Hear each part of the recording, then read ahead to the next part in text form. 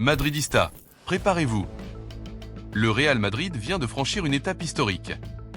Pour la première fois depuis des décennies, le club de Florentino Pérez sort les armes, déclare la guerre et vise directement son plus grand rival, le FC Barcelone.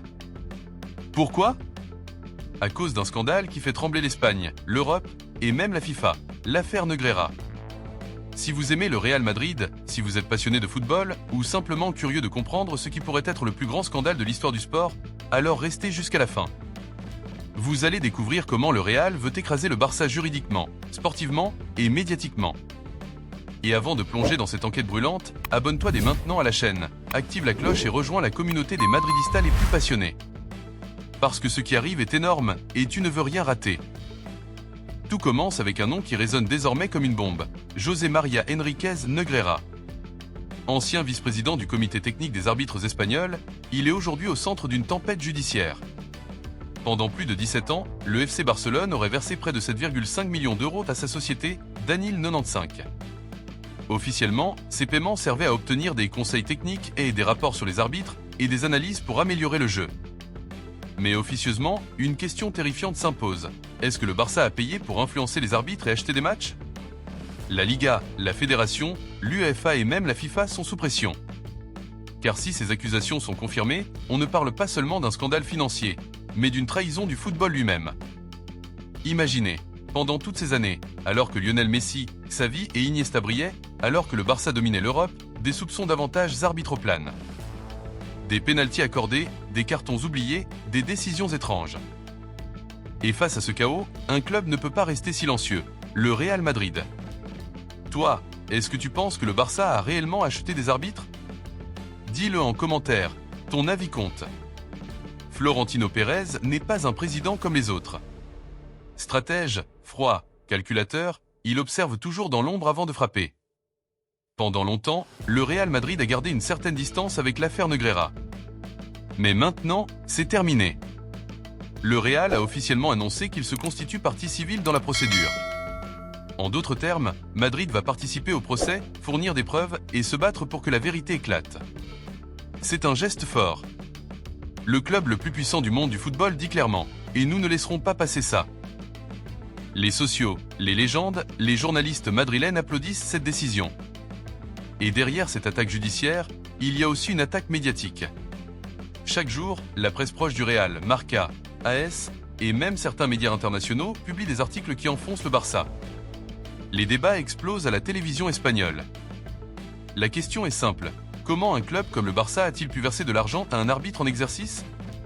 Madridista, si tu soutiens le combat du Real contre le Barça, lâche un gros like sous cette vidéo.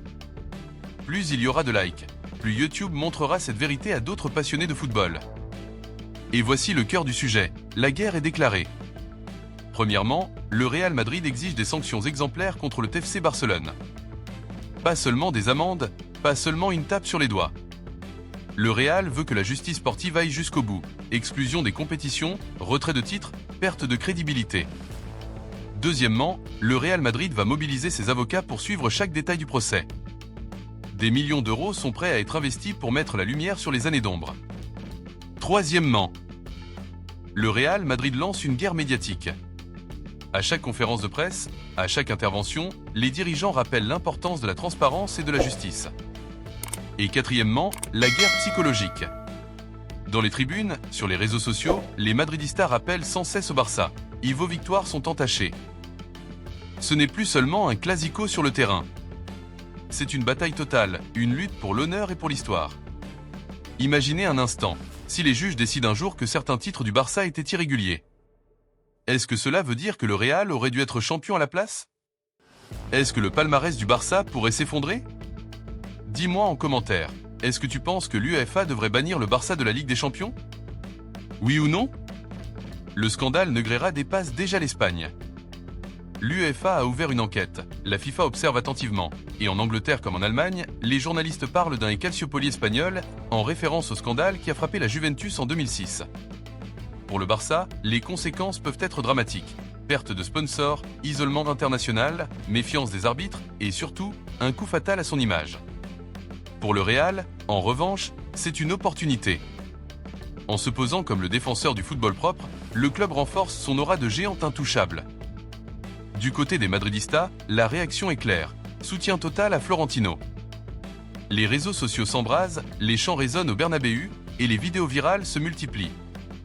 Mais même certaines légendes du football, anciennes stars du Barça ou du Real, s'interrogent.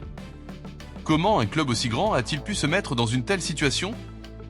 Madridista, retenez bien cette date. L'affaire Negreira marque le début d'une nouvelle ère. Le Real Madrid a décidé de déclarer la guerre au FC Barcelone, et rien ne sera plus jamais comme avant. Mais au-delà des mots, ce qui frappe le plus, c'est l'ambiance électrique qui s'installe autour du football espagnol. Dans les bars de Madrid, les discussions ne parlent plus que de ça. Les socios se sentent trahis depuis longtemps par ce qu'ils considèrent comme une domination anormale et du Barça lors de certaines saisons. Aujourd'hui, ils trouvent enfin une explication. Des arbitres influencés, des décisions qui auraient changé le cours de l'histoire. Les exemples surgissent dans toutes les conversations. Un pénalty oublié contre Messi, une expulsion injuste contre un joueur madrilène, une faute grossière non sifflée dans un classico décisif. Chaque détail du passé est revisité à la lumière du scandale. À Barcelone, en revanche, la réaction est tout autre. Les supporters se divisent. Certains refusent de croire à la corruption et accusent Madrid d'exagérer. D'autres, plus lucides, admettent que les preuves sont troublantes et que l'image du club est irrémédiablement ternie.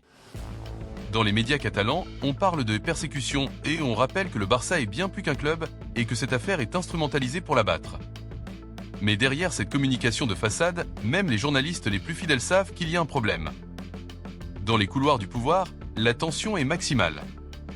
Les dirigeants de la Liga craignent que l'image du championnat soit détruite à l'international. Comment attirer des sponsors si le plus grand club d'Espagne est soupçonné d'avoir acheté des arbitres? Comment convaincre des millions de fans à travers le monde que la Liga est une compétition équitable?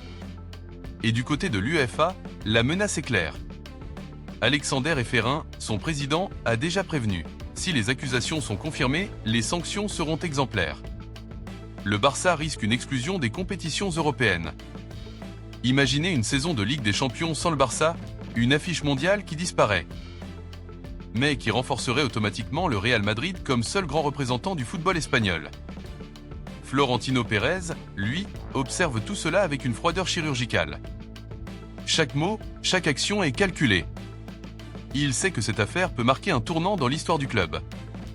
Le Real n'a pas seulement l'occasion de protéger son image, il a aussi une opportunité unique d'affaiblir durablement son éternel rival.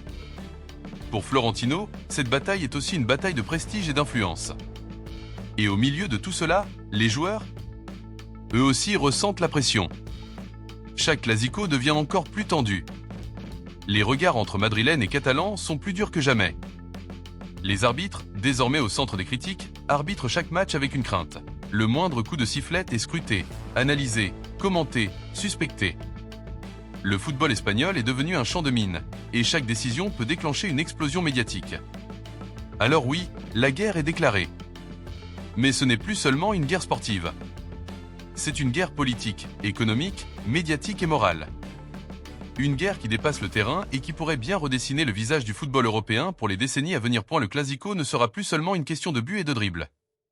C'est devenu une question d'honneur, de justice et de vérité. Abonne-toi maintenant à la chaîne pour suivre chaque rebondissement, active la cloche pour ne rien manquer, et surtout, laisse ton avis en commentaire. Le Barça mérite-t-il d'être sanctionné ? Et n'oublie pas, au Real Madrid, nous défendons toujours la vérité, parce que l'histoire du football appartient à ceux qui respectent ses règles.